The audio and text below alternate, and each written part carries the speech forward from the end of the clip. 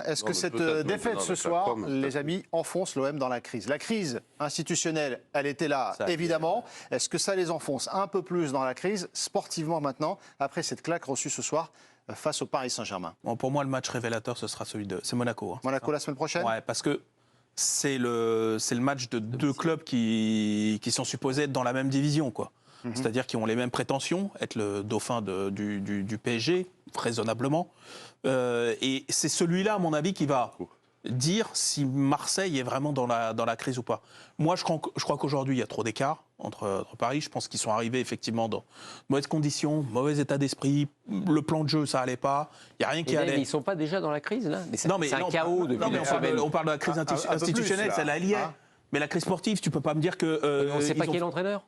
Déjà, il va falloir qu'on sache qui est l'entraîneur. On pourra décider d'avoir un avis. Mais ça, c'est structurel, mais il n'y a pas de crise de résultat. Ils viennent de faire un très bon match à Amsterdam. Il est costaud. Il est costaud. Mais pour moi, ce n'est pas ce match-là qui les enfonce davantage. La perspective de l'intérim qui ne va pas trop durer et du changement d'entraîneur qui arrive va redonner de l'espoir, forcément. Parce que le nouvel entraîneur, en fonction de la personnalité, qui est l'entraîneur... Forcément, on va se remettre à espérer, il va y avoir un nouveau souffle, donc j'ai vu ça avec Lyon. Je pense qu'avant 3-4 semaines...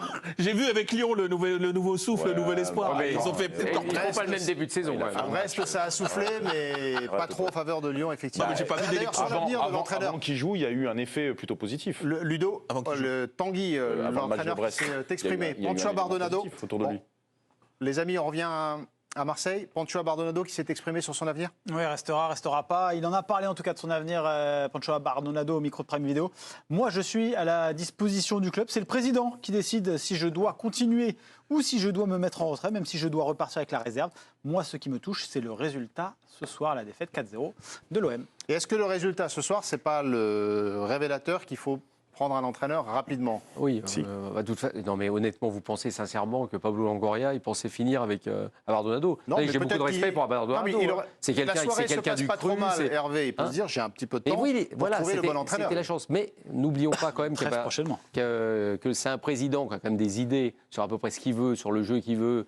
Et s'il avait pensé que Bardonado était déjà l'homme idéal, il l'aurait pris cette année. Non, mais il se renie un peu quelque part, donc ça ne va pas jouer en sa faveur. Non, malheureusement.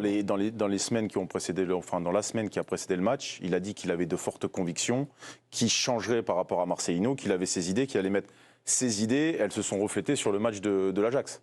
Or, ce qu'il fait là, il va à contre-courant de ses idées. Il ne joue pas à 4, il revient à 4 finalement au bout d'une heure. Tente le coup à 5, donc finalement il s'est un peu déjà renié. Donc ça ne va pas forcément jouer en sa faveur. Didier, tout à l'heure, ça faisait presque de la peine à le voir comme ça. Vous êtes d'accord ou pas? Il a pris quand même peu cher. Il a pris cher ce soir.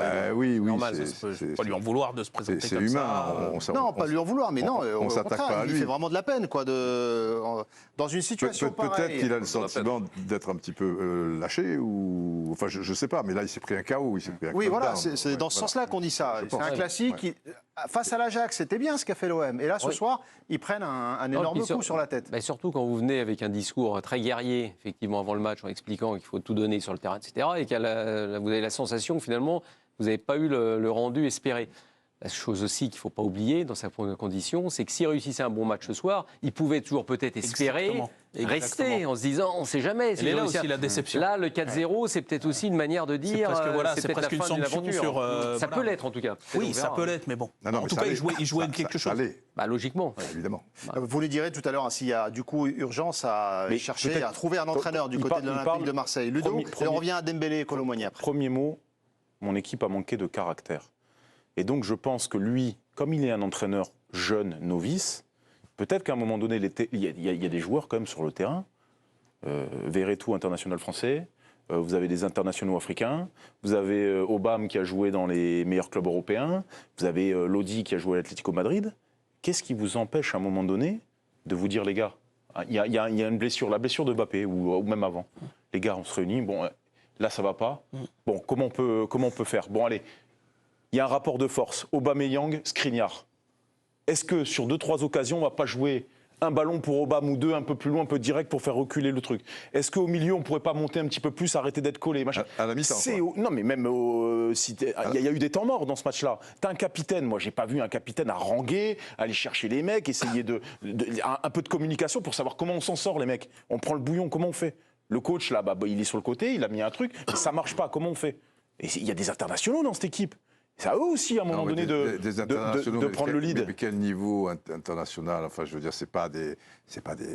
Verretou, AS Rome, international français. Verretou, AS Rome. Verretou, c'est un joueur de complément. Lodi, Atlético Madrid. Aubameyang, Arsenal, Atlético Madrid, Mélodie, c'est un arrière-gauche. Atlético Madrid, tu l'as vu avec le Brésil. Arrêtez là, parce qu'il trouvera. Mais non. Mais tous. Il n'y a aucun mec qui a une belle carrière. Bien sûr que non. Rongier, pareil. Aubameyang a une belle carrière. Unai, international marocain, demi-finale de Coupe du Monde. Oui, mais Unai vient d'arriver. Il joue pas. Enfin, s'il était là sur 3-4 ans. On revient à l'Olympique de Marseille dans quelques instants. Peu cher, alors.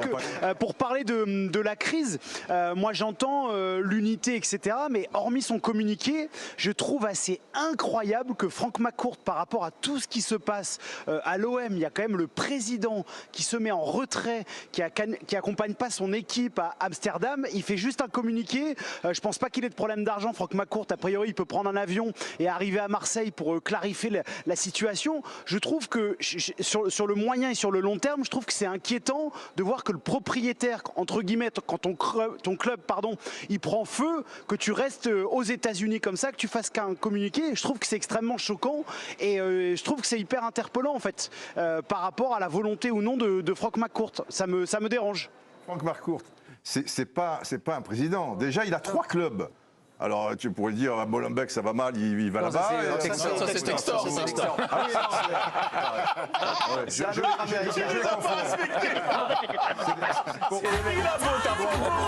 Pour moi, c'est les mêmes. Non, pour moi, c'est les mêmes. Américains tous les deux. On a passé pas loin. Mais oui, on a passé l'heure. Ils ont le même accent. Mais pour moi, En plus, il vient de prendre Fabio Grosso, franchement, tout va bien. Non, pour moi, c'est les mêmes. Textor, tu as bien compris. Alors bon. Vous avez bien compris que vous ne les aimiez pas. Non, c'est pas que je les aime pas, mais c'est un système maintenant complètement différent. McCourt, il est aux États-Unis. Comment tu peux être président c'est Glazer, quoi, à Manchester United. Voilà. Il n'est pas président d'ailleurs, il est patron. Il est propriétaire. Voilà, oui.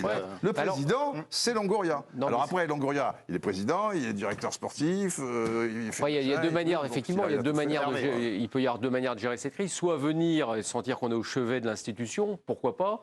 D'un autre côté, qu'est-ce qu'il ferait de plus aujourd'hui ?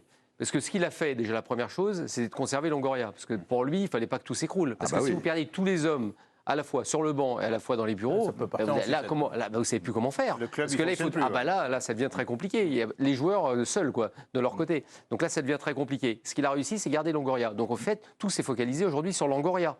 Et on a vu toute l'histoire, toute la séquence, c'est Longoria. Donc il a repris la main. McCourt reviendra peut-être plus tard. Je ne sais pas tellement ce qu'il aurait pu faire aujourd'hui, à part hausser le ton, dire quoi ? Engueuler Longoria, engueuler les gens qui ont. Est-ce que la claque reçue ce soir, elle ne met pas les dirigeants face à leurs responsabilités ce soir un peu plus encore ça les entraîne encore plus dans la crise. Moi, je trouve pas, en fait. Ouais. Au niveau des supporters, du sportif, je parle, parce que la crise, elle est à côté, il va falloir qu'il la règle, forcément, et qu'il trouve rapidement peut-être des solutions. Maintenant, moi, cette défaite-là, je pense que le supporter marseillais, c'est quelqu'un qui connaît un peu le foot quand même.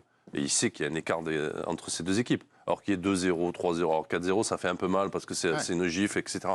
Mais ils savent qu'il y a un écart. Ils savent que le PSG est largement au-dessus de l'OM. Alors je rejoins Dave. Après, le Monaco-Marseille, ce ne sera pas la même histoire. Là, il faudra répondre au présent et faire autre chose. Mais ce match-là ne va pas les emmener un peu plus dans la crise. Moi, je crois pas. Mais de toute façon, il y a toujours cette échéance de se dire quel sera le prochain entraîneur. Avec la vision globale qu'on va avoir, et les gens, ça va être un peu excitant aussi, parce que si vous trouvez quelqu'un de bon sur le banc, enfin en tout cas avec une certaine aura ou un certain passé, un petit CV, ça va peut-être réenclencher quelque chose de positif. Et ça, c'est important. Et c'est à cette situation qu'il faut mettre fin, c'est-à-dire que là, le côté un peu, intérimaire, on est entre deux, sur quoi on va repartir, etc.